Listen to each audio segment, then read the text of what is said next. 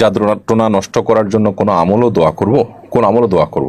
জাদুটোনা নষ্ট করার জন্য 3 কুলের আমল সবচেয়ে গুরুত্বপূর্ণ। সূরা ইখলাস, সূরা ফালাক, সূরা নাস 3 বার পড়ে ফু দেওয়া।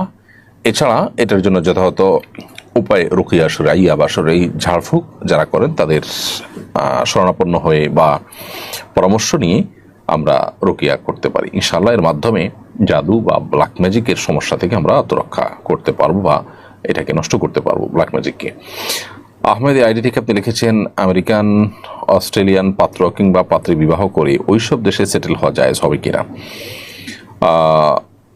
প্রথম কথা হলো যে আপনি যে কোনো দেশে সেটেল হবেন, সেই সেটেল হওয়াটা যদি হয় অমুসলিম প্রধান এলাকাতে, তাহলে সেখানে শুধুই জাগতিক কারণে একটু উন্নত জীবনযাপন করার জন্য সেটেল হতে গেলে সেটা নাজায়েজ হবে। কারণ নবী করিম সাল্লাল্লাহু আলাইহি ওয়াসাল্লাম বলেছেন, আনা বারিউম মিন কুল্লি মুসলিমিন মুকিমিন বাইনা আযহুরিল মুশরিকিন, যে মুসলিম মুশরিকদের মধ্যে, কাফিরদের মধ্যে বসবাস করে তার ব্যাপারে আমি মুক্ত, তারপরে কোনো দায়িত্ব আমি গ্রহণ করব না। অর্থাৎ সে বেঈমান হয়ে যাক অথবা তার ঈমান পরিবেশের কারণে প্রভাবিত হয়ে নষ্ট হয়ে যাক, এবারে কোনো দায়িত্ব নবী সাল্লাল্লাহু আলাইহি ওয়াসাল্লাম নেবেন না। খুবই ভয়াবহ একটি ব্যাপার।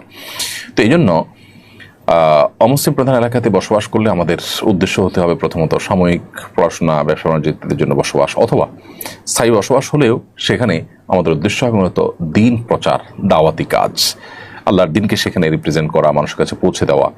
এটা যখন আমাদের টার্গেট হবে তখন আমরা নিজেরা সিরিয়াস দিনদার হব এবং আমাদের ঈমান আমলকে হেফাজত করতে পারবো। বহু মানুষ আছেন যারা এ সমস্ত পরিবেশে গিয়ে নিজেদেরকে হারিয়ে ফেলেছেন, তারা কুফুরের যে স্রোত, সে স্রোতে ভেসে গেছেন এবং ঈমান হারা হয়ে গেছেন।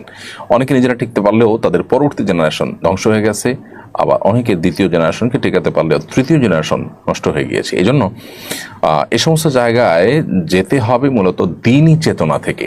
দিনই চেতনা থেকে যদি কেউ যান, তাহলে সেভাবে তার সন্তানদেরকে, তার সন্তানদেরকে এভাবে প্রজন্ম পরম্পরা তারা টিকিয়ে রাখতে পারবেন এবং নিজেদের ঈমান আমল টিকিয়ে তারপর দাওয়াতি কাজ করার স্কোপ তখন তৈরি হবে যখন তাদের মূল উদ্দেশ্যই হবে দাওয়াত। অতএব সেই চিন্তা ছাড়া শুধু পার্থিব ভালো জীবন অতিবাহিত করার জন্য মূলত এরকমটি করা সঠিক হবে না।